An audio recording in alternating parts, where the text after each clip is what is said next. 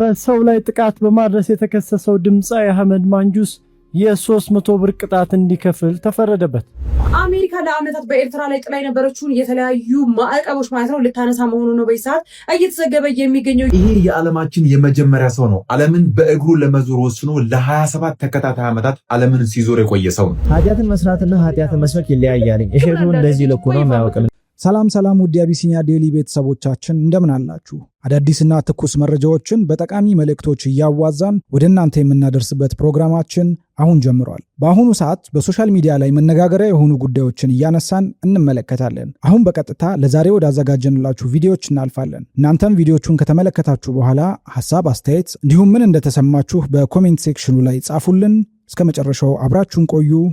አቢሲኒያ ዴይሊ ዘንድሮ ጉድ ነው የምንሰማው ጋይስ። ኢሳያስ አፈወርቂን ከዶናልድ ትራምፕ ጋር ሊያጨባብጡ የሚችሉ መረጃዎች እጅ ገብተዋል ሲል ሮይተርስ በትናንትናው ዕለት እየዘገበ ይገኛል። ይህም ሁኔታ በርካቶችን እያነጋገረ ነው የሚገኘው። ምክንያቱም ደግሞ አሜሪካ ለዓመታት በኤርትራ ላይ ጥላ የነበረችውን የተለያዩ ማዕቀቦች ማለት ነው ልታነሳ መሆኑ ነው በይሳት እየተዘገበ የሚገኘው። ይህም ሁኔታ እንግዲህ የመካከለኛው ምስራቅ ጦርነት ከተጀመረ በኋላ የሆርሙዝ ሰርጥ መዘጋት እንቅልፍ የነሳቸው ዶናልድ ትራምፕ እንግዲህ ቀይ ባህር እንዲሁም ደግሞ በአካባቢው ላይ ያሉትን ወደቦች ለመቆጣጠር እንዲሁም ደግሞ የበላይነታቸውን ለማረጋገጥ ያስችላቸው ዘንድ ነው ከኤርትራ ጋር ስምምነት እንዲሁም ደግሞ የማዕቀቡን ለማንሳት ውሳኔን ለማሳለፍ ዝግጅት ማጠናቀቃቸው እየተነገረ የሚገኘው። ይህም ሁኔታ እንግዲህ በርካቶችን እያነጋገረ ይገኛል። በዋናነትም ከኢትዮጵያ ጋር ወደ ጦርነት ትገባለች ተብላ ስትጠበቅ የነበረችው ኤርትራም እንግዲህ ወደ ጦርነቱ እንዳትገባ እንዲሁም ደግሞ ኢትዮጵያ ማለት ነው ከኤርትራ ጋር ወደ ጦርነቱ እንዳትገባ ዶናልድ ትራምፕ መልእክት ያስተላልፋሉ ተብሎ እንደሚጠበቅ ጭምር ነው እየተነገረ የሚገኘው። ይህም ሁኔታ እንግዲህ እንደሚታወቀውም ኢትዮጵያ በቀይ ባህር ላይ ማለት ነው ታሪካዊ የባለቤትነት እንዲሁም ደግሞ የባህር በር ይገባኛል ጥያቄ ካነሳችባቸውና ከኤርትራ ጋር በዲፕሎማሲያዊ መንገድ ይህን ጉዳይ ለመፍታት እንግዲህ በተለያዩ አጋጣሚዎች ጥረት ስታደርግ እንደነበረ የምናስታውሰው ነገር ነው። ምናልባትም ይህ ዲፕሎማሲያዊ የሆነ ድርድር የማይሳካ ከሆነ በጦርነትም ቢሆን የቀይ ባህርን እናስመልሳለን የሚሉ መረጃዎች ከዘዋወሩ በኋላም ኤርትራ ከፍተኛ ስጋት ላይ እንደሆነች የሚታወቅ ቢሆንም በአሁን ሰዓት ግን አሜሪካ ማለት ነው ለኤርትራ እርዳታ ልታደርግ ትችላለች፣ በተለይም ደግሞ ማዕቀቦችን ልታነሳት ትችላለች የሚለው መረጃ በርካቶችን እያነጋገረ ይገኛል። በዚህ ጉዳይ ላይ አዳዲስ መረጃዎችን የማገኝ ከሆነ አጋራችኋለሁ። የነዳጁ ጉዳይና መፍትሄው ምንድነው? በጣም አስደንጋጭ ነገር ነው። በነገራችን ላይ ብዙዎች ያልጠበቁት ነገር ነው። እስከ 100 ምናምን በፐርሰንት ጭማሪ ነጭ ናፍጣ ታውቃላችሁ አይደል? ቡታጋዝ ምናምን እያልን ገጠር አካባቢ ያደግን ሰዎች እናውቀዋለን። ኩራዝ ምናምን ላይ የምትጠቀሟት ያቺ ነጯ ጋዝ እንኳን 111% አካባቢ ነው ጭማሪ ያሳየችው። ብዙ ሰዎች ቶሎ ብለው እንግዲህ ታዲያ አይኤምኤፍ ነው ያደረገው የሚል ነገር ላይ እንሄዳለን። አይኤምኤፍ በነገራችን ላይ ከኢትዮጵያ መንግስት የሚጠብቀው ነገር አንድና አንድ ነገር ነው። ወጪና ገቢያችሁን አመጣጥኑ ነው። የምታወጡት ወጪ ከገቢያችሁ አንፃር የተመጣጠነ ይሁን ነው እንጂ ድጎማ አትደጉሙ አይደለም። ብዙ ጊዜ ድጎማ ወጪን ስለሚወስድ ነው። ስለዚህ ያ ከሆነ ምንድነው መደረግ ያለበት? እኔ የሚመስለኝ እንዲያው እንደ ሐሳብ ብትጠይቁኝ ዋይ ኖት አንዳንድ ፕራዮሪቲ ያልሆኑ ሴክተሮችን፣ ምክንያቱም ነዳጅ መዋቅራዊ የሆነ ጥቅም ያለው ነገር ነው በገበያ ውስጥ። ምክንያቱም ነዳጅ ላይ የሚደረግ የዋጋ ጭማሪ ሁሉንም ዘርፍ ሄዶ ነው የሚነካውና ስለዚህ አንዳንዶቹን መርጠን ወጪ መቀነስ ይቻላል። ለምሳሌ በዚህ በዘንድሮ የበጀት ዓመት ግማሽ የበጀት ዓመት ብቻ የኢትዮጵያ መንግስት 93 ቢሊዮን ብር የበጀት ጉድለት ነበረው። ማለት ወጪው ከገቢው አንፃር በሚያነጻጽርበት ሰዓት ካስገባው ገቢ 93 ቢሊዮን ብር ጭማሪ ወጪ አስወጥቶኛል ብሏል በ6 ወር ለስራዎቹ። እቺን ገንዘብ ድጎማውን ትቼ አተርፈዋለሁ ከሚል ይልቅ ማለት ነው ከሚል ይልቅ ዋይ ኖት ላይክ አንዳንድ ሴክተሮች ላይ ወጪ መቀነስ እንደዚህ ማድረግ የሚቻልበት ሁኔታ አለ። ምክንያቱም ከዚህ በፊት ለምሳሌ ሌሎች ነገሮች ለቀናል። ለምሳሌ ዘይት፣ ስኳር የመሳሰሉት ላይ ስናደርግ የነበረውን ድጎማ አቁሟል አይደል መንግስት። ያን ያህል ኢምፓክት አልነበራቸው። ይሄኛው ግን በጣም መጥፎ ነው። ይሄኛው ግን ሁሉም ዘርፍ ላይ ይሄዳል፣ ሁሉም ቤት ይገባል። መዋቅሩን የምጣኔ ሀብቱን መዋቅር ሙሉ ስለሚነካካ እንደዚህ አይነት ግራጁዋል ነገር ቢኖር የተሻለ ይመስለኛል። እኔ ፐርሰናሊ እንደዚህ ቢደረግ የተሻለ ነው ያስባለሁ። እናንተ ምን ይመስላችኋል? አስተያየት መስጫ ሳጥኑ ላይ ኮሜንት ሴክሽን ላይ ጻፉልኝ። እንዴት ነው እናንተ? መልካም ዜና ይመቻችሁ። በነገራችን ላይ መልካም ዜና አሁንም እየተሰማ ይገኛል። ሁለቱ ሀገራት ማለት አሜሪካና ኢራን ጦርነቱን ለማቆም ለመስማማት ጫፍ የደረሱ ይመስላል። ከሰዓታት በፊትም በወጣው መረጃ መሰረት ኢራን አሜሪካን ፕሮፖዝ ያደረገችው አዲሱ ፕሮፖዛል ማለትም የስምምነት ፕሮፖዛል እንደደረሳትና እያጤነችው እንደሆነች ተናግራለች። በተጨማሪ በአሁኑ ሰዓትም የተለያዩ መረጃዎች እየወጡ ነው። እነዚህ መረጃዎች እንግዲህ በስምምነት የተካተቱ ሀሳቦች ናቸው። የኒውክሌር ሀሳብም ተካቷል። በዚህ ላይ ያው በደንብ ሲረጋገጥ ባቀርብላችሁ ይሻላል ብዬ ነው። ታዲያ ኳታርም ጠቅላይ ሚኒስትር ተናግሮታል እንደተባለው ከሆነ አሜሪካና ኢራን ለመስማማት ጫፍ ደርሰዋል። ተገናኝተዋል። ሁለቱ ሀገራት ስምምነት ላይ ደርሰው ጦርነቱን የማቆም እድሉ ሰፊ እንደሆነ ተናግረዋል። በአሁኑ ሰዓት ጠቅላይ ሚኒስትሩ ታዲያ መረጃ የበለጠ ታማኝ የሚያደርገው በአሁኑ ሰዓት የወጣው ሌላ ተጨማሪ የሆነ መረጃ ነው። ይህም እንግዲህ የእስራኤል ጠቅላይ ሚኒስትር ቤንያሚን ኔታንያሁን ይመለከታል። ጠቅላይ ሚኒስትሩም የደህንነት ካቢኔያቸው እንደሚሰበስቡና አሜሪካና ኢራን ጦርነቱን ለማቆም የመግባቢያ ስምምነት እንደሚያደርጉ ለካቢኔያቸው ያሳውቃሉ ተብሎ ይጠበቃል። በተጨማሪም ሁለቱ ሀገራት በስምምነታቸው ላይ የሆርሙዝ ሰርጥንም ክፍት እንደሚያደርጉ ይናገራሉ ለካቢኔያቸው ተብሎ ይታሰባል ወይም ይጠበቃል ማለት ነው። በዚህም ጦርነት ላይ የአሜሪካ ዋና ተደራዳሪ የሆኑት ዊትኮፍም ከኢራን ጋር ዳይሬክት ያልሆነ ማለትም ቀጥተኛ ያልሆነ ንግግር እንዳደረጉ በአሁኑ ሰዓት እየተዘገበ ይገኛል። ለዓለማችን ተስፋ የሚሰጡ መረጃዎች በአሁኑ ሰዓት እየወጡ ይገኛሉ። እንግዲህ ነገር ያዝልቅልን ማለት ነው። ያው ከዚህ በፊት እንደምናውቀው የትኞቹ ሀገር በየትኛው ሰዓት ሀሳባቸውን ሊቀይሩ እንደሚችሉ የሚታወቅ ነገር የለም። አዲስ ነገር ካለ ማሳወቃችሁ ይሆናል። ማስጠንቀቂያና ማሳሰቢያ ነው። የኤአይ ስልጠናን በተመለከተ የኢትዮጵያ አርቲፊሻል ኢንተለጀንስ ኢንስቲትዩት በዛሬው ዕለት ማስጠንቀቂያና ማሳሰቢያዎችን እየሰጠ ይገኛል። የኤአይ ስልጠና መስጠት የሚችሉት ብቸኞቹ የኢትዮጵያ አርቲፊሻል ኢንተለጀንስ እንዲሁም በተጨማሪ ደግሞ ህጋዊ እውቅናና ፈቃድ ያላቸው ድርጅቶችና ተቋማት ብቻ ናቸው ሲሉ ኢንስቲትዩቱ ያሳወቀ የሚገኘው። በተለያዩ ቦታዎች ላይ እንዲሁም ደግሞ በግለሰብ ደረጃ የኤአይ ስልጠናን የምትወስዱ ሰዎች እውቅናም ሆነ ፈቃድ የሌለው ከሆነ ጥቅም የለውም፣ እንዲሁም ደግሞ ላላስፈላጊ ወጪ ትዳረጋላችሁ፣ ጥንቃቄ አድርጉ እያለ ነው የሚገኘው። በሰዓትም በተለያዩ ቦታዎች ላይ ማለት ነው በተለምዶ የኤአይ ስልጠና ይሰጣሉ በማለት የተለያዩ ማስታወቂያዎች ይነገራሉ። እንዲሁም በተጨማሪ ደግሞ በተለያዩ ማህበራዊ ትስስር ገጾች ላይ የተመለከተን የምንገኘው ይህንን ተከትሎ የኢትዮጵያ አርቲፊሻል ኢንተለጀንስ ማሳሰቢያና ማስጠንቀቂያዎችን ለማህበረሰቡ አውጥቷል። ህጋዊ ፈቃድም ሆነ እውቅና ከሌላቸው ድርጅቶች ውጪ በፍጹም የኤአይ ስልጠናን መስጠት አይቻልም። እንዲሁም በተጨማሪ ደግሞ ይህንን ስልጠና የምትወስዱ ሰዎችም ጥንቃቄ እንድታደርጉ ጭምር መልእክቶችን አስተላልፎላችኋል። ይህ ቪዲዮ ለሚያስፈልገው ጓደኛችሁ ሼር አድርጉለት። በዚህ ጉዳይ ላይ ተጨማሪ አዳዲስ መረጃዎችን የማገኝ ከሆነ አጋራችኋለሁ። በሰው ላይ ጥቃት በማድረስ የተከሰሰው ድምፃዊ አህመድ ማንጁስ የ300 ብር ቅጣት እንዲከፍል ተፈረደበት። በሴት ልጅ ላይ አካላዊ ጥቃት በማድረስ ወንጀል የተከሰሰው ድምፃዊ አህመድ ሁሴን ወይም ማንጁስ ላይ የገንዘብ ቅጣቱን ያስተላለፈው ጉዳዩን ሲመለከት የቆየው የአዲስ አበባ ከተማ የመጀመሪያ ደረጃ ፍርድ ቤት ቂርቆስ ምድብ ችሎት ነው። ድምፃዊው ለዚህ ቅጣት የተዳረገው የካቲት 22 ቀን 2018 ዓመተ ምህረት ከንጋቱ 12 ሰዓት ከ10 ላይ በቂርቆስ ክፍለ ከተማ ልዩ ቦታው ስታር ሆቴል በተባለው ውስጥ የግል ተበዳይ የሆነችውን መድኃኒት ይልማ ላይ ጥቃት ፈጽሞ ጥፋተኛ በመባሉ እንደሆነ ፍርድ ቤቱ በሰጠው ውሳኔ ላይ አብራርቷል።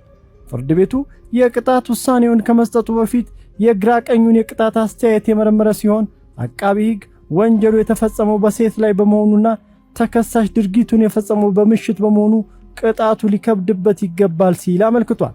ተከሳሽ በበኩሉ ቀደም ሲል የወንጀል ሪከርድ የሌለበት መሆኑ ድርጊቱን መፈጸሙን አምኖ በመጸጸቱ እንዲሁም የሁለት ልጆች አባትና የቤተሰብ አስተዳዳሪ መሆኑን በመጥቀስ የሚጣልበት ቅጣት እንዲቀልለት ጠይቋል። ፍርድ ቤቱ በውሳኔው የአቃቢ ሕግን የቅጣት ማክበጃ በመተው ተከሳሹ ያቀረባቸውን የቅጣት ማቅለያዎች ተቀብሎ የእስር ቅጣቱን ወደ ገንዘብ ቅጣት ቀይሮለታል። በዚህም መሰረት ተከሳሹ የ300 ብር የገንዘብ ቅጣት እንዲከፍል እንደተወሰነበት ፍርድ ቤቱ በሰጠው ውሳኔ ላይ ተመልክተናል።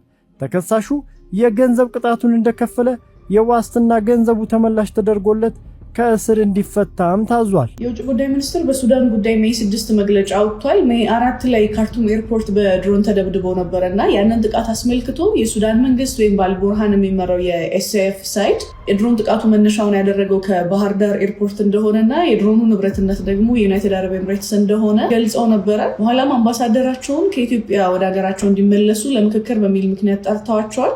ለዚህ ምላሽ ነው እንግዲህ የውጭ ጉዳይ ሚኒስትር የሰጠው። ይህንን ነገር መሰረተ ቢስ ሲል ነው አኪዜሽኑን ያጣጣለው። ከዛ በተጨማሪ ግን ኤስኤፍ ህወሓትን እያሰጠቀ ነው የሚል አኪዜሽንም ነው በኢትዮጵያ መንግስት ደግሞ በአንጻሩ የመጣው። ሳውዲ እና አሜሪካ ይህንን ጥቃት አውግዘውታል። ሳውዲ እንደምታውቁት የኤስኤፍ ደጋፊ ናቸው። በኤስኤፍ በኩል እነ ሳውዲ፣ ግብፅ፣ ኢራን ያሉ ሀገራት አሉ። በአርኤስኤፍ ሳይድ ደግሞ እንደነ ኢትዮጵያ፣ ዩናይትድ አረብ ኤምሬትስ እና ሊቢያ አይነት ሀገሮች አሉ። ሳውዲ በ2030 ደርስበታለሁ ብላ ያሰበችው ትልቅ ጊጋ ፕሮጀክት አላት እና ያንን ጊጋ ፕሮጀክት ወደ መሬት ለመተግበር የሬድሲ አካባቢ ያለው ሴፍቲ ተጠናከረ መሆን አለበት የሚል እምነት ነው ያላቸው። ምክንያቱም በዛ ፕሮጀክት መሰረት አብዛኛው የሚሰሯቸው አዳዲስ ከተማዎች ፌስ የሚያደርጉት ሱዳንንና ግብፅን ነው። ያ ማለት የሬድሲን ኮስት ላይ ናቸውን ነው የሚጠቀሙት። እዛ አካባቢ ያለው ነገር ሴኪዩር እና ሴፍ መሆን አለበት። ይሄ ፕሮጀክት ሳውዲን ከነዳጅ ጥገኝነት አላቆ ኢኮኖሚውን ዳይቨርሲፋይ ለማድረግ የታሰበ ፕሮጀክት ነው። ሶ ሃይሊ ዲፔንድ የሚያደርገው ቱሪዝም እና ንግድ ላይ ነው። ለዛ ደግሞ አጋራችን ብሎ የሚያስቡት አልቡርሃንን ነው። ዩናይትድ አረብ ኤምሬትስ ደግሞ ሳይድ የምታደርግለት RSF ሱዳን ውስጥ አሉ የሚባሉትን ወርቅ የሚገኝባቸውን አካባቢዎች ምዕራብ ሱዳንን፣ ነዳርፉርን ተቆጣጥሮ ያለው ግሩፕ ነው። ሱዳን አፍሪካ ውስጥ ወርቅ ከሚያወጡ ሀገራት በሶስተኛ ደረጃ ነው የተቀመጠችው። ይሄ ወርቅ 80% የሚሆነው አካባቢ ህገወጥ በሆነ መንገድ ከሱዳን ይወጣና ዩናይትድ አረብ ኤምሬት ይሄዳል። ከዛ በኋላ ነው እንግዲህ ሊጋላይዝ ተደርጎ የዓለምን የወርቅ ገበያ የሚቀላቀለው። ይሄንን ጥቅማቸውን ለማስጠበቅ እንግዲህ ድጋፋቸውን ለRSF ያደርጉና ወርቅ ሲመጣ ሪተርን ደግሞ የመሳሪያ ድጋፍ ያደርጋሉ ማለት ነው። ቤዚክሊ ሁለቱም ሀገራት የራሳቸውን ጥቅም ለማስከበር ነው ጎራ የያዙት። ኢትዮጵያ ወደ RSF ሳይድ በማድረጓ ምን ትጠቀማለች የሚለውን ደግሞ ኮሜንት ሴክሽን ላይ ሀሳባችሁን አስታውቁኝ። እንደዚህ አይነት ኮንቴንት የሚመቻችሁ ከሆነ ደግሞ ተቀላቀሉን። ቺርስ። ይሄ የዓለማችን የመጀመሪያ ሰው ነው። ዓለምን በእግሩ ለመዞር ወስኖ ለ27 ተከታታይ ዓመታት ዓለምን ሲዞር የቆየ ሰው ነው። ይህ ሰው ካርል ቡሺፕ ይባላል። መነሻውን ቺሊ በማድረግ መዳረሻውን ደግሞ ዩናይትድ ኪንግደም በማድረግ ጉዞውን ይጀምራል። ታዲያ ግን ይህን ጉዞ በሚጀምርበት ወቅት አንድ ህግ ነበረው። ያም ህግ ምንድነው? ዓለም ላይ የሚገኙ የትኛውንም አይነት መጓጓዣዎች አለመጠቀም። ሁሉንም ጉዞ የሚያደርገው በእግሩ ነው። በጉዞ ወቅት 3 ፈተናዎች ገጥመውት 3ቱንም ፈተናዎች ተአምር በሚመስል መልኩ አልፏቸዋል። መጀመሪያ ፈተናው የጀመረው እዚህ ዳሪያን ጋፕ ጋር ነው። እንግዲህ እዚህ አካባቢ ያሉ ሽፍታዎች፣ አውሬዎች፣ ረግራጋማ መሬቱ ብቻ ሳይሆን ኮሎምቢያ በዚህ ወቅት የጦር ቀጠና የነበረችበት ሰዓት ነበረ። ታዲያ ግን ይሄንንም በተአምር በሚመስል መልኩ አልፎታል። ሁለተኛ ፈተናውና ተአምር በሚመስል መልኩ የተረፈበት በአጋጣሚ ደግሞ ከአሜሪካ ወደ ሩሲያ ለመሻገር ይሄንን ቀዝቃዛ ባህር በዋና ለመሻገር መሞከሩ ነው። ታዲያ ግን በዋና ለመሻገር በመሞከረበት ወቅት ከፍተኛ ማዕበል ተነስቶ 80 ኪሎ ሜትር ያህል ከገፋው በኋላ በተአምር በሚመስል መልኩ ህይወቱ ተርፏል። ወደ ሩሲያ ተሻግሮ ከገባ በኋላ ግን ለበርካታ ሳምንታት በእስር ቤት ውስጥ አሳልፏል። ሩሲያ 5 ዓመት ሙሉ በእስር ቤት እንዲያሳልፍ ልትወስንበት የነበረ ቢሆንም ነገር ግን በሆነ ተአምር በነፃ ተለቀቀ። የኤዥያ ጉዞውን ከጀመረ በኋላ ግን ማለትም በ2008 እንደ ሀገር ከፍተኛ ቀውስ ተከስቶ ስለነበረ በርካታ ደጋፊዎቹን ስላጣ ከደጋፊዎቹ የሚያገኘውን ድጋፍ አጣ። በዚህ ወቅት ትልቅ አደጋ ውስጥ ገብቶ ነበረ። ለረሃብም ተጋልጦ ነበረ ይሄ ተጓዥ። ሌላው ፈተናው ደግሞ የኤዥያ የባህር ዳርቻ ላይ ሲደርስ ትልቅ ፈተና የሆነበት ደግሞ የካስፒያን ሲ ነው፣ የካስፒያን ባህር። ይህንን ፈተና ለማለፍ 2 አማራጭ ነበረው። አንደኛው በሩሲያ በኩል ማለፍ፣ ሁለተኛው ደግሞ በዚህ በኢራን በኩል ማለፍ። ይሄ ሁለቱም ደግሞ ለሱ የማይሆኑ ናቸው። አማራጭ ለመፈለግ ወደ ቱርክሚስታን ተመለሰና ለ1 ዓመት በዛ ከቆየ በኋላ አንድ ውሳኔ መጣለት። አማራጩ ይሄንን ባህር በዋና ማለፍ ብቻ እንደሆነ ተረዳ። ታዲያ ለ31 ቀናት የካስፒያ ባህር ማለትም 300 ኪሎ ሜትር የሚረዝመውን ይሄንን ባህር በመዋኘት ተሻገረው። ይሄንን በማድረጉም የዓለማችን የመጀመሪያ ሰው ነው። ባህሩን ከተሻገረ በኋላ ቱርክና አዘርባይጃንን በማለፍ ከ27 ዓመት ቆይታ በኋላ በ2025 ወደ አውሮፓ ገብቷል። የዚህ ሰው ስራ ጀግንነት ነው ወይስ እብደት? እስኪ ሀሳብ ስጡበት። ይሄ ከላይ የምታዩት መኪና ማለት ነው። የሆነ ከባድ የመንግስት ባለስልጣን በሆነ ቅያስ በኩል እያለፈ እንዳይመስላችሁ።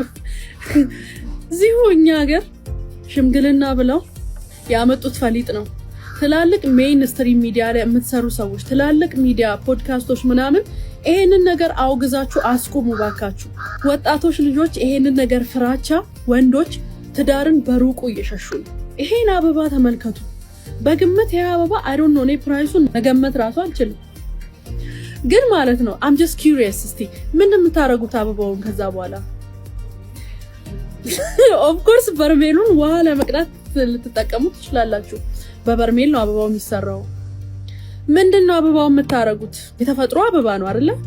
ይጠወልጋል፣ ድጋሚ አይሸጥም፣ ትጥሉታላችሁ። አይ ቲንክ what's the point? ድግሱ ሰርግ ነው የሚያስንቀው። የሆነ ቦታ ላይ አይ የሰርግ ወጪ ለመቀነስ ነው። really ሰርግ ለምን ያርል እንደ ድግሱ?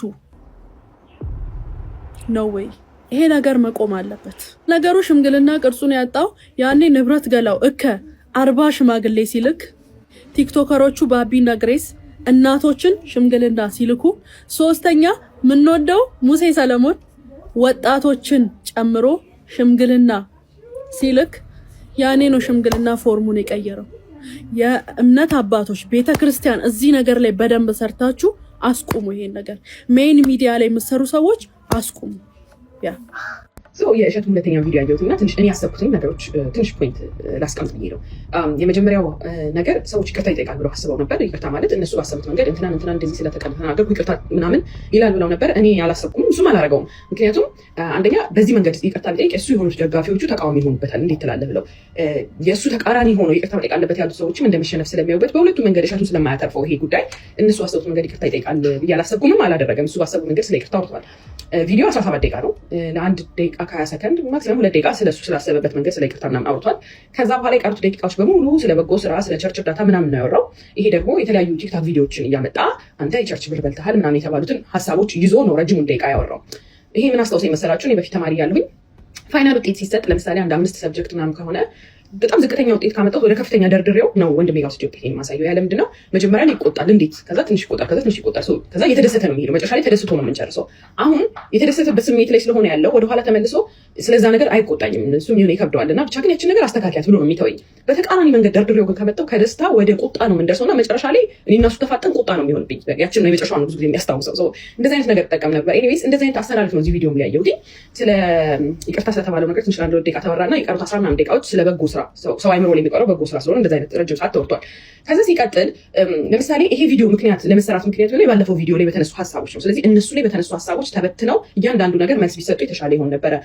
ሌላው ይሄ በጎን የመጡትን ሀሳቦችን ኢግኖር አድርጎ ማለት ነው። ለምሳሌ እኔ እዚህ ፕላትፎርም ላይ ብር ሰርቀሻል ተብዬ ብጠራና ላስረዳ ብመጣ ከዛ በዛው ሀሳብ ላይ የሆነ ሰው ተጨምሮ እሷ እኮ ባለፈው መንገድ ላይም ገላምጣኝ ሄዳለች ካለ እኔ ለምንድን ነው ማስረዳው? ስለመደማመጥ የተጠራው ስለ ብር ነው ማስረዳት ያለብኝ አይደለ? አንለስ ያ ሀሳብ ለእኔ የሚጠቅመኝ ካልሆነ ለምሳሌ እኔ እኮ የምገላመጥ ሰው አይደለሁም ስላላየሁት ነው፣ እኔ እኮ ትሁት ነኝ፣ ሰላምተኛ ነኝ፣ ደግ ነኝ ምናምን እዛ ጋር ካሳመንኩት በኋላ ያን ሰውዬ አያችሁ ቢካዝ ኦፍ ይሄ ባህሪ ስላለኝ ብር ራሱ አያሰርቀኝም፣ በጣም ደግ ነኝ ብዬ ያን ፖይንት አምጥቼ እዚህ ጋር ለራሴ እንድጠቀምበት እንዲህ ስዊች የማደርገው ካልሆነ በስተቀር ባልተጠራሁት ሀሳብ ማስረዳት ግዴታ ያለብኝ አይመስለኝም። እንደዚህ አይነት ነገር ነው ያየሁት። አሁን እዚህ ጋር ስለ በጎ ስራ ሌሎቹ ተጨምረው ባመጡት ሀሳብ ላይ መልስ ሲሰጥ የዋናውንም ጥያቄ ከበር አደረገው ማለት ነው። ከዛ ሲቀጥል ስለ ቤተክርስቲያን እንዴት እሱ ጋር የሚመጡ ቸርቾች ለመረዳት ማሟላት ያለባቸው ክራይቴሪያዎች ደርድሯል። ሲያወራ 1 ብሎ 3 ነው የሚለው፣ ሁለተኛው በኤዲት ወጥቷል። የተለያዩ እንትኖች ክራይቴሪያዎች ሲያወራ ለምን እንደሆነ አላውቅም። ከዛ ባለፈ ግን ምንድን ነው ያለው? እስከዛሬ ይሄን ያህል 5 ዓመት ያልተናገርኩትኝ ሰዎች ኢንፊልትሬት እንዳያደርጉት ነው ያለው። እንደዚህ ነው ያለው። ሶሪ እጁን እንዲህ ስለተጠቃ ኢንፊልትሬት እንዳያደርጉት ነው ሲል እኔ መሰለኝ ሰዎች ያንንም መንገድ ተጠቅመው ሰዎች እስካን እንዳያደርጉ ስለሆነ ይመስለኝ ነበር ይመስለኝ። ቀጥሎ ያለው አረፍተ ነገር ግን ምንድን ነው ያለው? አሁን በቂ የሆነ ለብዙ ዓመታት የሚሆን እንትኖች እርዳታ የሚረዱ ቤተክርስቲያኑ ስለመዘገብን ግን አሁን ልንገራችሁ ነው። ይሄ የተረዳሁት እንዴት መሰላችሁ? ለምሳሌ የሆኑ ምግብ ቤቶች ምናምን ያው ኢቤስ ላይ ምናምን ሲቀርቡ አይታችኋል። ይሄን ተጠቅሜያለሁ ይሄን ተጠቅሜያለሁ ይሉና ዋናውን ነገራችሁ ከዛ የቤቱ ሶስ ነው የሚሏችሁ። ሌላውን ሚስጥር ነው የሚያደርጉት። ለምንድን ነው ያንን ሶስ ሁሉም ሰው ተጠቅሞ ከሰራው የቤቱ ቢዝነስ ይወርዳል ነው። እና አሁንም ይሄኛውንም ክራይቴሪያ እንደዛ ነው ያሰብኩትኝ በእሸቱ። ምክንያቱም አሁን መዝግበናል፣ ስለመዘገብን ብዙ ከኛ ሉዝ አናረግም አይነት ነገር ነው እንጂ ምን ችግር አለው? ሁሉም ሰው ያንን ክራይቴሪያ ተጠቅሞ እሸቱ ተሳክቶለታል፣ በንጹህ መንገድ ብር እንዲረዳ አድርጓል። ያን ፎርሙላ ተጠቅሞ እኔ ተጠቅሜ እረድቻለሁ፣ ስለዚህ ተጠንቀቃችሁ ይህን ፎርሙላ ተጠቅማችሁ እርዱ ቢል ሁሉም ሰው እየተነሳ ያንን ፎርሙላ ተጠቅሞ ሰዎች ሳይጭበረበሩ ቢረዳ ምን ችግር አለው? አንለስ እሱ ጋር ብቻ መጥተው ቤኔፊት የሚደረግ ነገር እስከሌለ ድረስ።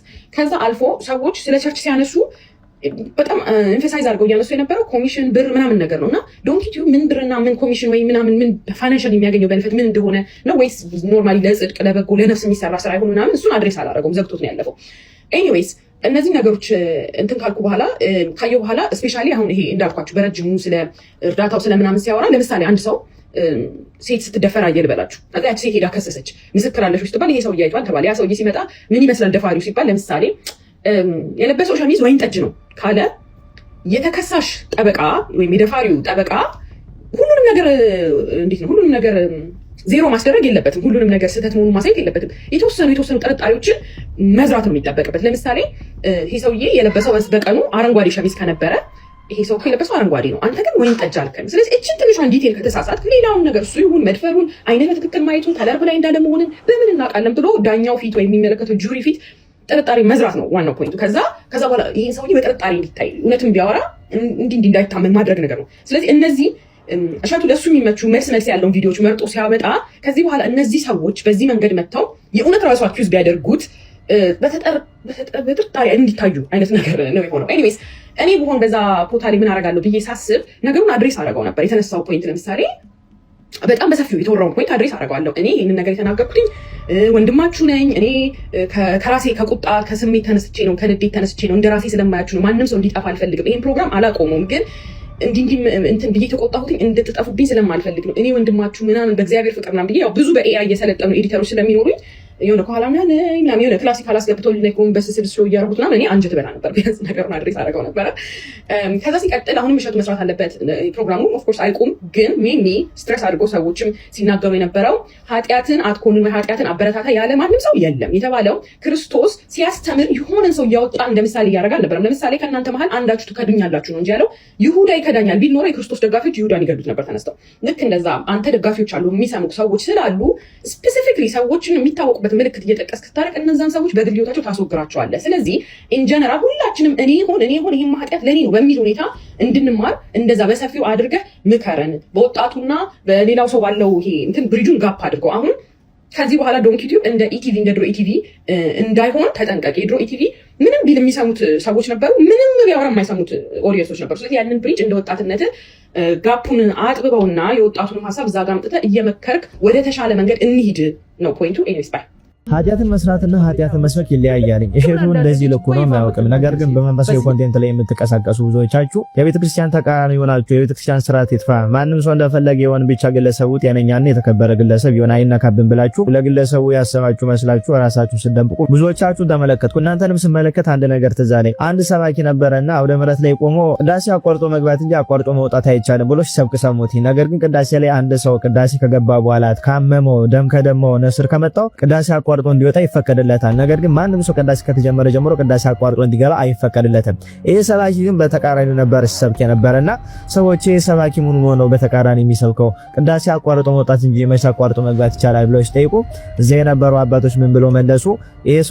ይሄ ሰባኪ እንቅልፋም ነው፣ ጠዋት አርፍዶ መጥቶ ቅዳሴ አቋርጦ ስለሚገባ ነው እንዲህ ብሎ የሚሰብከው። ቅዳሴ አቋርጦ መግባት አይቻልም ብሎ ከሰበከ ነገ እሱ አቋርጦ ሲገባ ምዕመናን ይዘው እንዳይጠይቁት ይሄንን ስብከት የሚሰብከው ራሱ እንዳይወቀስበት ነው። ለምን አርፍዶ ነው የሚነሳው?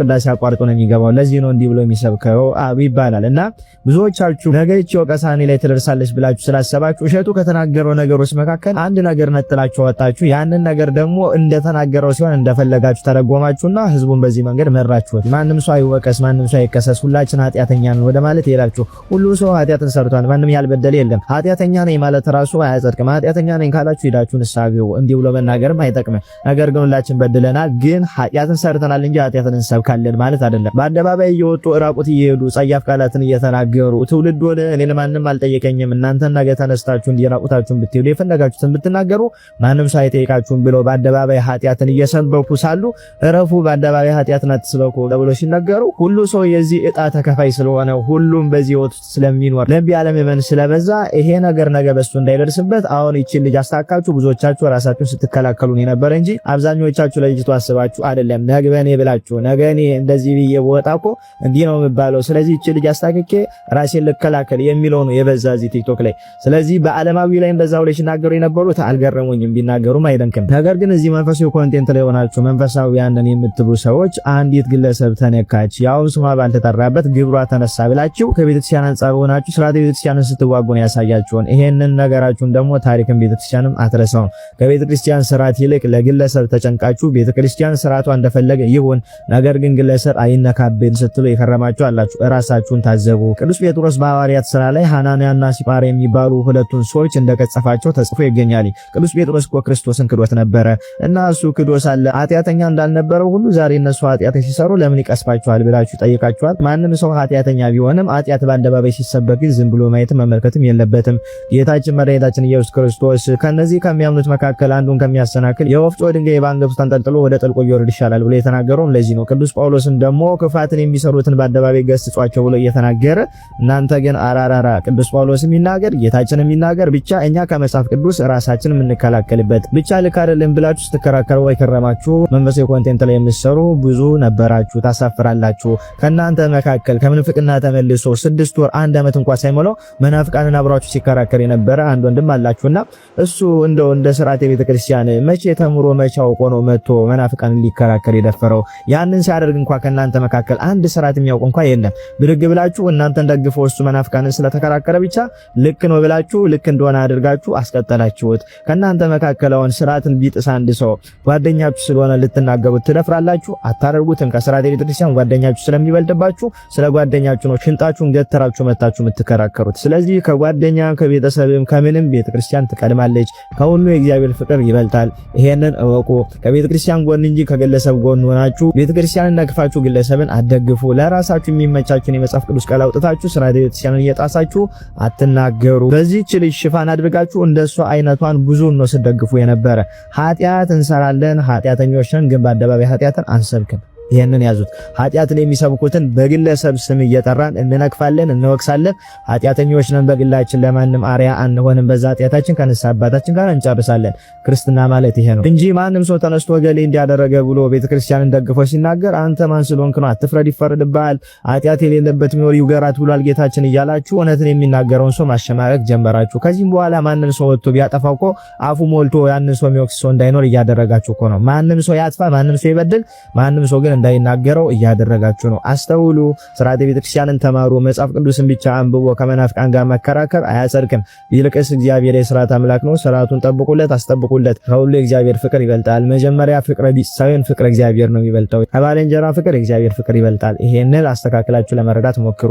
እግዚአብሔርን ደግፋችሁ ነው ባልንጀራችሁን የምትደግፉት እንጂ የእግዚአብሔርን ሕግ እየነቀፋችሁ ባልንጀራችሁን መደገፍ አይጠበቅባችሁም። አንዳንዶቻችሁ ደግሞ የሚገርመው ነገር ምንም ስለ ቪዲዮ ምንም አይነት እውቅና ሳይኖራችሁ ሙሉን ነገር ሳትመለከቱት ቲክቶክ ላይ የተቀነጨበ ነገር ወስዳችሁ ቪዲዮ ቀድማችሁ ሰራችሁና ኋላ ግን አንድ ሐሳቤን ተናግሬያለሁ ከምቀይር ብላችሁ ዝም ብላችሁ ስዘላብዱ የከረማችሁ ሰዎች አላችሁ። ቪዲዮ ሰርታችሁ ስተት ከሆነ ወጣችሁ ይቅርታ ጠይቃችሁ ትክክለኛውን ነገር ለመናገር ሞክሩ እንጂ ካፈርኩ አይመልሰኝ ብላችሁ ልባችሁን አደንድናችሁ ስርዓተ ቤተክርስቲያን ይጣስ ብላችሁ አፋችሁ ሞልታችሁ እያወራችሁ አትቀጥሉ። ይሄ አያዋጣችሁምና ኮፒ ሊንክ፣ ሼር፣ ሪፖስት ያደረጋችሁ ለሚዳረሰው አካል አዳርሱልኝ። ኢንሲራል ቲዩብን ገብታችሁ ሰብስክራይብ አድርጉ። ይቆያል። እንግዲህ ውድ የአቢሲኒያ ዴሊ ተመልካቾቻችን ለዛሬ ያዘጋጀንላችሁ አዳዲስና ትኩስ መረጃዎች እንዲሁም ጠቃሚ መልእክቶችን የያዙ የተለያዩ ቪዲዮዎች እነዚህን ይመስሉ ነበር። እናንተም እንግዲህ ስለ ቪዲዮዎቹ ያሏችሁን ሐሳብ፣ አስተያየት እንዲሁም የተሰማችሁን በኮሜንት ሴክሽኑ ላይ ጻፉልን። በቀጣይ ምርጥ ቪዲዮ እስክንመለስ ቸር ቆዩን።